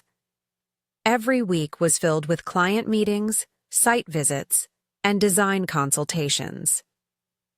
What had once been our business, with Nathan claiming the lion's share of credit and control, had seamlessly transitioned into my own thriving enterprise. The most surprising revelation of the past 3 months wasn't that I could survive without Nathan. It was that I could flourish. My phone buzzed with a text from Miranda, my attorney. Court approved the emergency injunction. All assets in Harrington Design Solutions frozen pending full accounting. Hearing scheduled for next Tuesday. Another piece falling into place. The legal process of disentangling my finances from Nathan's had been complex, but decisive. Miranda had moved swiftly to freeze the funds he had transferred to his shell company, ensuring he couldn't further dissipate our marital assets while the divorce proceeded. Thank you, I texted back. Will you need me to testify? Not at this stage. The financial evidence speaks for itself. Indeed it did. Nathan's financial betrayal had been so methodical, so clearly documented, that each legal proceeding had gone in my favor with minimal contestation. Even Nathan's attorney, a sharp-suited divorce specialist from a prestigious Boston firm, had begun to look resigned in recent hearings, his defenses of Nathan's actions growing increasingly perfunctory. My desk phone rang, the private line that only a handful of people had the number for. "Alexandra Collins," I answered. "Mrs. Harrington," came the precise, formal voice of Mr. Peterson, the Harrington family attorney. "I hope I'm not interrupting your workday." "Not at all," I replied, noting his use of my married name despite my recent return to using Collins professionally. "And please, it's Alexandra Collins now, at least in my business capacity." "Of course, Ms. Collins," he corrected himself smoothly. "I'm calling regarding an urgent matter concerning the Harrington Family Trust. Jeffrey Harrington has requested a meeting with you this afternoon, if your schedule permits." Jeffrey Harrington, Nathan's father, the stern patrician who had regarded me with such thinly veiled skepticism throughout my marriage to his son. We hadn't spoken since the news of Nathan's betrayal, and our separation had become public knowledge. "May I ask what this concerns?" I inquired, already suspecting the answer. "Mr. Harrington prefers to discuss the matter in person," Peterson replied with diplomatic vagueness. "However, I can assure you it pertains to your role as trustee and recent developments in your personal situation." Of course it did. Nathan had undoubtedly been working his parents, presenting himself as the victim of an unreasonable wife who was now vindictively blocking his access to his birthright. I could almost hear his carefully crafted narrative, how he'd made a few mistakes, yes, but nothing that justified the extreme measures I was taking. "I'll be available at 3, I said after consulting my calendar. "Should I come to your office?" Mr. Harrington suggested the Harvard Club. He's a longtime member and values the privacy it affords. The Harvard Club. That bastion of old Boston money and influence where Jeffrey Harrington felt most at home, surrounded by the trappings of privilege and tradition. The choice of location was deliberate, designed to remind me of the power and history of the family I had married into, and was now opposing. Once, this subtle intimidation tactic might have worked. I would have arrived feeling like an outsider, a scholarship girl from Rhode Island presuming to challenge generations of Harrington authority. But that was before I had discovered the strength that comes from standing on solid ground, from knowing precisely where you stand and what you're worth. "The Harvard Club at 3, I confirmed, my voice steady and assured. "I'll see Mr. Harrington then." Before we continue this journey of reclamation and renewal, if you're finding value in my story, please hit that subscribe button and notification bell. Your support means everything, and I promise the conclusion of this narrative will give you tools for your own journey of self-discovery. The Harvard Club's main reading room exuded exactly the atmosphere Jeffrey Harrington had undoubtedly intended. Dark, wood paneling, oil portraits of distinguished alumni gazing down with solemn judgment, the hushed conversations of men, primarily men, who moved through the world with the confident assurance that it had been designed for their benefit. Jeffrey sat at a corner table, his silver hair immaculately groomed, his posture military straight despite his 73 years. He rose slightly as I approached, a gesture of ingrained courtesy rather than genuine respect. "Alexandra," he acknowledged with a slight nod. "Thank you for making time in your schedule." "Jeffrey," I replied, taking the seat across from him. Mr. Peterson indicated the matter was urgent. A server appeared silently at my elbow. "Would you care for tea, madam? Or perhaps something stronger?" "Tea would be lovely," I replied, noting that Jeffrey already had a tumbler of amber liquid, bourbon most likely, at his right hand. Jeffrey waited until the server had departed. Before speaking again, his piercing blue eyes, so like Nathan's, studying me with calculated intensity. "You're looking well," he observed finally, circumstances considered. "I am well," I confirmed, offering nothing more. I would not perform the expected role of the distressed soon-to-be ex-wife, grateful for his condescension. He took a measured sip of his bourbon. "I'll come directly to the point. Nathan has informed us of your disagreements regarding his access to family funds. Eleanor and I are concerned that personal emotions may be clouding your judgment as trustee." "Are you referring to the fact that I've invoked the moral character and financial responsibility clauses of the trust?" I asked, maintaining direct eye contact. "Because those decisions were based on documented evidence of Nathan's actions, not emotions." Jeffrey's expression tightened almost imperceptibly. "Marriage is complex, Alexandra. Temporary indiscretions, financial missteps. These are hardly reasons to withhold a man's inheritance. Emptying joint marital accounts of over $300,000 without consent is not a misstep," I replied evenly. "It's financial exploitation at best, fraud at worst. The courts seem to agree, given their approval of the emergency injunction freezing those funds." The server returned, with my tea, providing a momentary pause in our conversation. I took the opportunity to observe Jeffrey more carefully, noting the tightness around his mouth, the slight tremor in his hand as he reached again for his bourbon.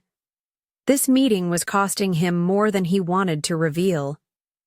"The trust was established to protect the Harrington legacy," Jeffrey continued once we were alone again, "to ensure the family fortune passed intact through generations. It was never intended as a weapon in marital disputes." "I'm well aware of the trust's purpose," I replied. "Mr. Peterson was quite thorough in explaining my responsibilities as trustee, including my obligation to protect those assets from a beneficiary demonstrating poor financial judgment or moral character." "And you believe yourself qualified to make those determinations?" There was an edge to his question, the first crack in his carefully maintained veneer of patrician calm.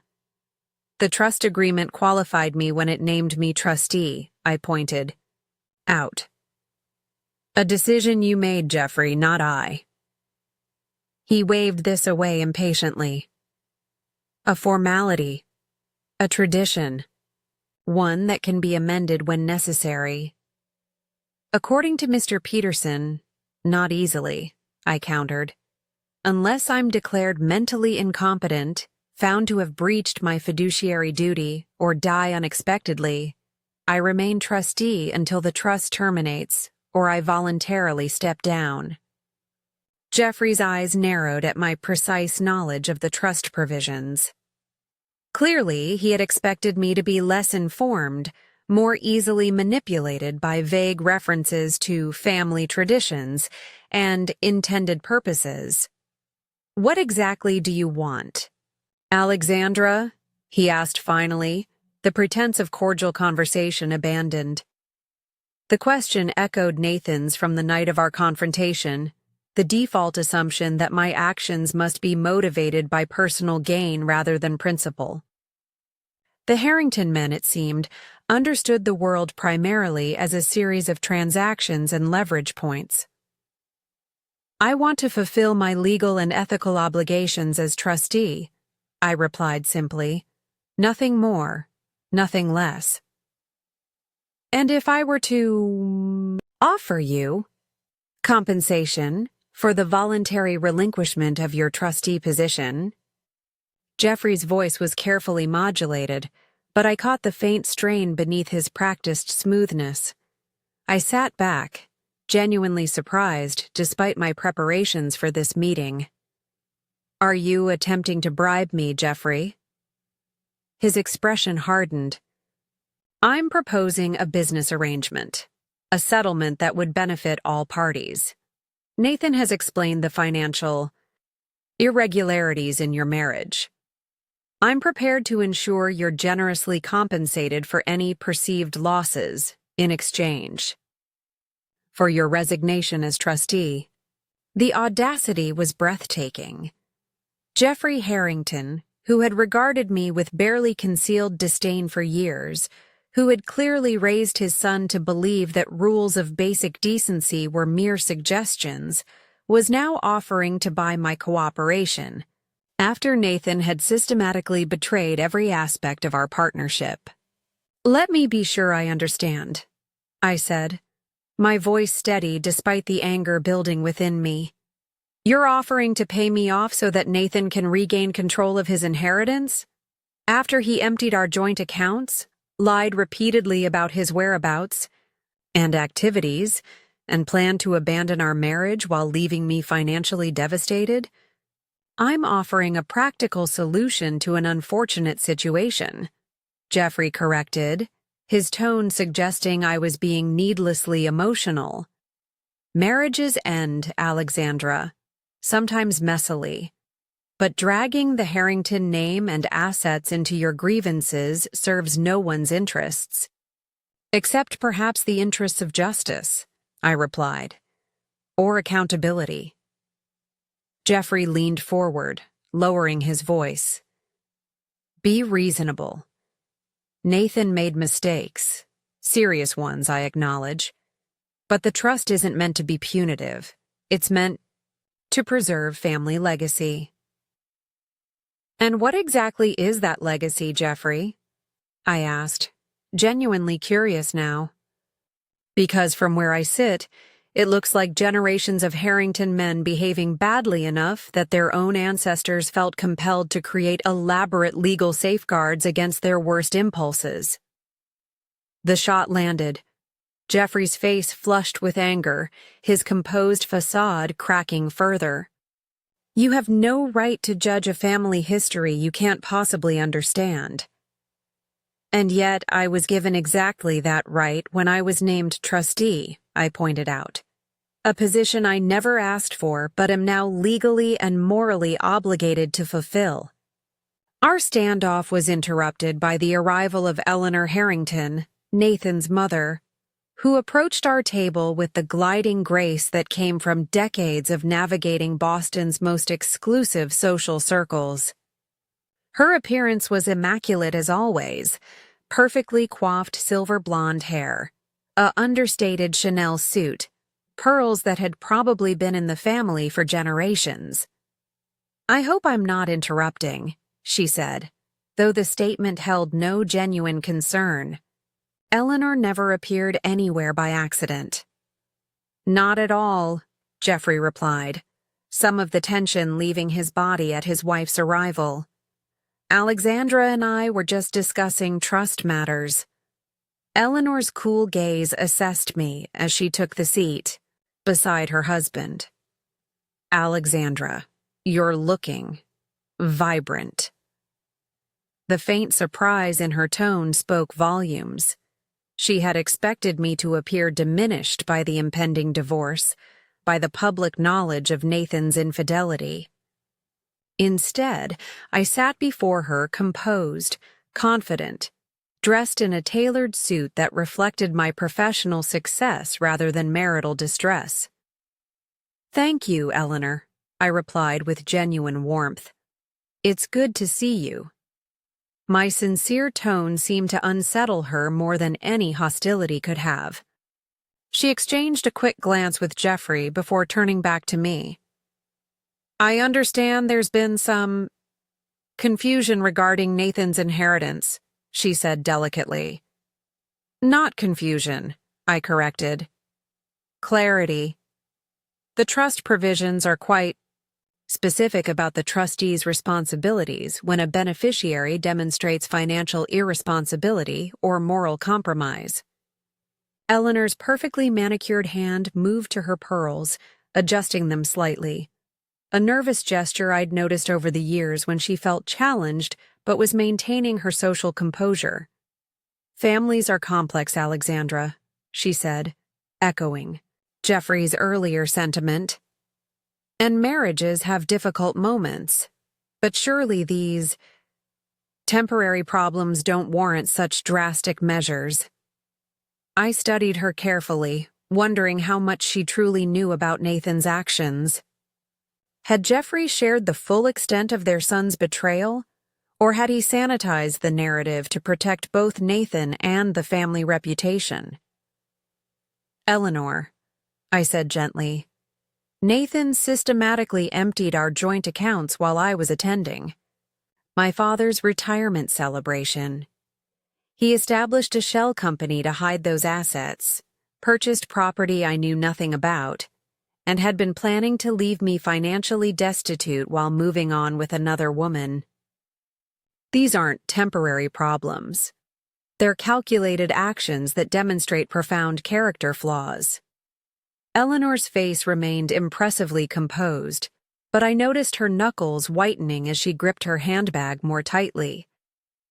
Young men make mistakes, she said finally. The Harrington Trust exists to protect the family fortune through generations, not to punish individual lapses in judgment. That's exactly my point, I replied. I am protecting the trust from a beneficiary who has demonstrated he can't be trusted with financial responsibility or basic honesty. Exactly the scenario your family's trust was designed to prevent. Something shifted in Eleanor's expression then, a subtle change I might have missed had I not spent years observing the carefully controlled emotional landscape of the Harrington family. It wasn't quite respect, but perhaps a reluctant recognition. You've clearly studied the trust provisions thoroughly, she noted. I take my responsibilities seriously, I acknowledged, whether as a wife, a business owner, or a trustee. Eleanor exchanged another glance with Jeffrey, some unspoken communication passing between them. When she turned back to me, her approach had subtly changed. What would it take, she asked carefully, for you to consider Nathan's rehabilitation sufficient to restore his access to his inheritance? This was unexpected, not an attempt to buy me off or intimidate me into stepping down, but an acknowledgement, however reluctant, of the legitimacy of my position. Eleanor was negotiating, not dismissing. Full financial transparency, I replied without hesitation. Complete restoration of all marital assets he removed, a formal acknowledgement of his fiduciary breaches, and most importantly, demonstration, over time, not promises, but actual evidence, of reformed behavior regarding financial responsibility. And in the meantime, Jeffrey interjected, clearly less willing than his wife to accept my terms. In the meantime, the trust continues.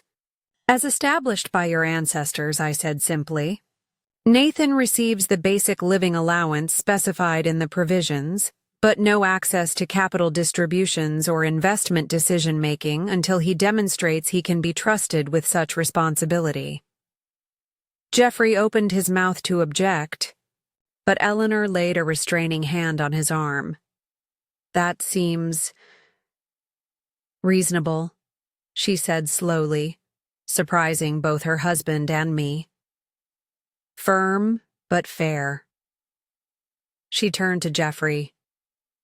Isn't that what your father always said about the trust provisions? That they were designed to be firm but fair? Something passed between them. Decades of shared history, of navigating the complex waters of family wealth and the responsibilities it entailed. After a moment, Jeffrey gave an almost imperceptible nod, though his expression remained resistant. We'll need formal documentation, he said stiffly. Legal parameters for what constitutes rehabilitation and how progress will be measured. Of course, I agreed. I've already discussed a framework with Mr. Peterson. He can share the draft. provisions with you both." Eleanor studied me with new attention, as if truly seeing me for the first time in our 11-year acquaintance. "You've handled this with remarkable composure, Alexandra," she observed. "Many women in your position would have chosen a more vindictive path." "This isn't about vindication," I replied honestly. "It's about accountability, about ensuring that actions have appropriate consequences, no more, no less." As our meeting concluded with tentative agreement on next steps, I realized that something fundamental had shifted, not just in my relationship with the Harringtons, but in how I viewed myself. I had entered their rarefied world years ago feeling like an outsider, intimidated by their wealth and history, eager to prove my worth through accommodation and compromise.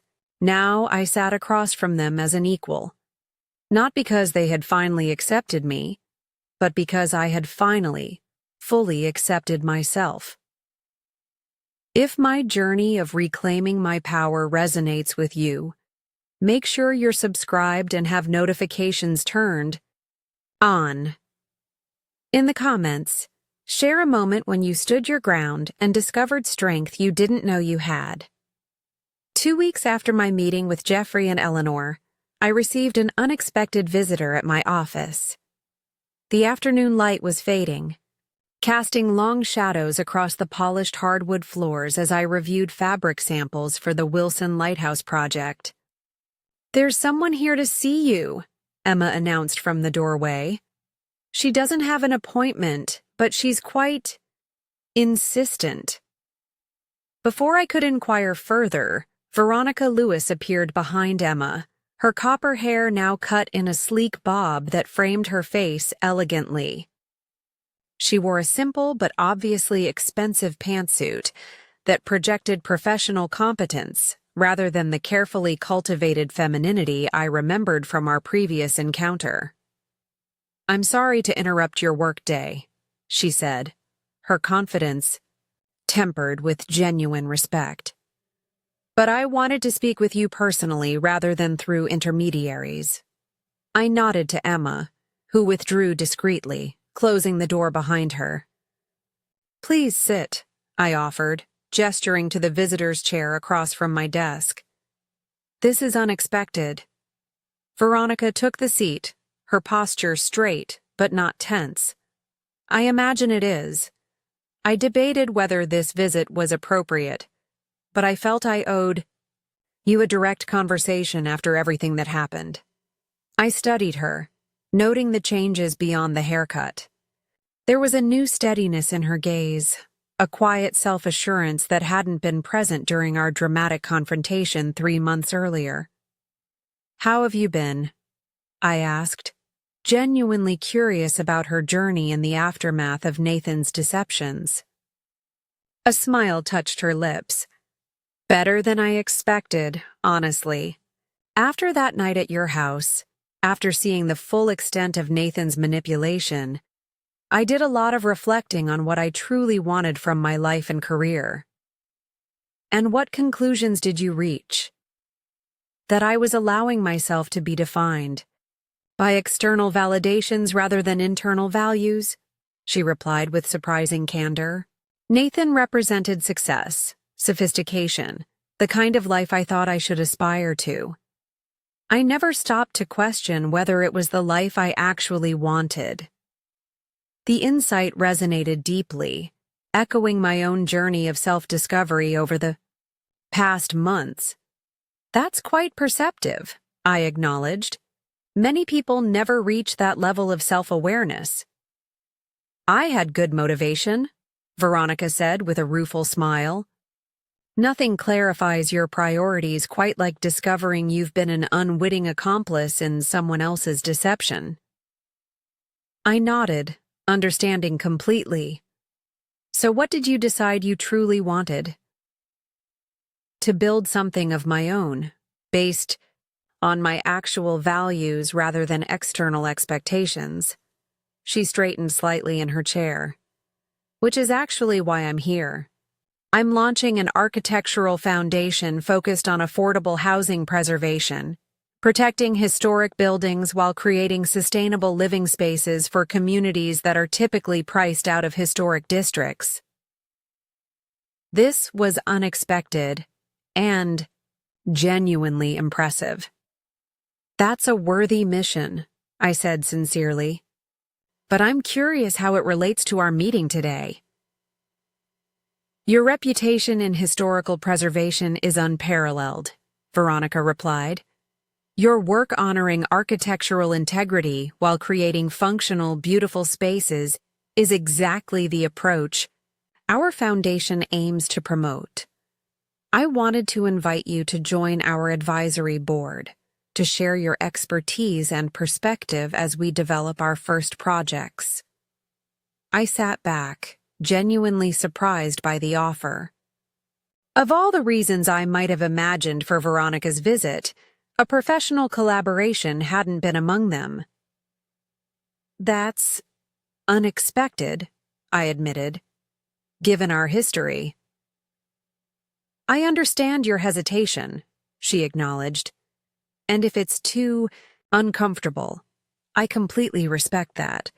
But I've spent the past 3 months rebuilding my life based on authenticity and integrity. Part of that process has been recognizing and valuing genuine talent and expertise, regardless of complicated personal histories.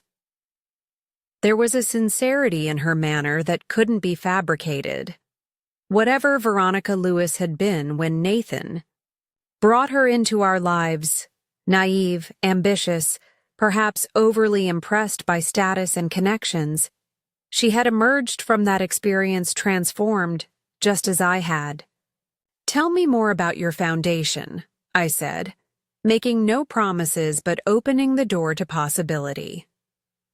For the next hour, we discussed her vision, the projects she hoped to develop, the communities she aimed to serve, the intersection of historical, preservation, and social responsibility that formed the core of her mission. Her passion was evident, her research thorough, her commitment to learning from my expertise genuine rather than performative. As our conversation concluded, she handed me a formal invitation to the Foundation's launch event, scheduled for the following month. No pressure, she assured me, but we would be honored by your presence and potential involvement, in whatever capacity feels right to you.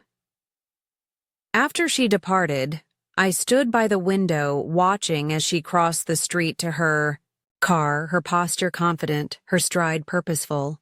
In many ways, Veronica's transformation mirrored my own, both of us emerging from Nathan's web of manipulation with greater clarity about our own worth, our own values, our own power to create rather than merely respond.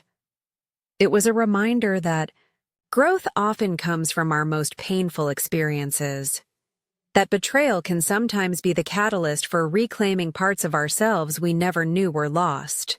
That evening, as I prepared for a dinner meeting with potential investors in my expanding design business, my phone buzzed with a text from Miranda. Judge granted final order freezing all disputed assets pending complete financial accounting. Nathan's appeal denied. We're moving forward from a position of strength, another piece falling into place. The legal process was working as it should, ensuring accountability while creating space for me to rebuild and reimagine my life beyond the shadow of betrayal. As I selected a pair of earrings, not the pearl studs Nathan had always preferred, claiming they were appropriately understated, but bold silver statement pieces I'd purchased to celebrate winning my first solo contract, I caught my reflection in the mirror.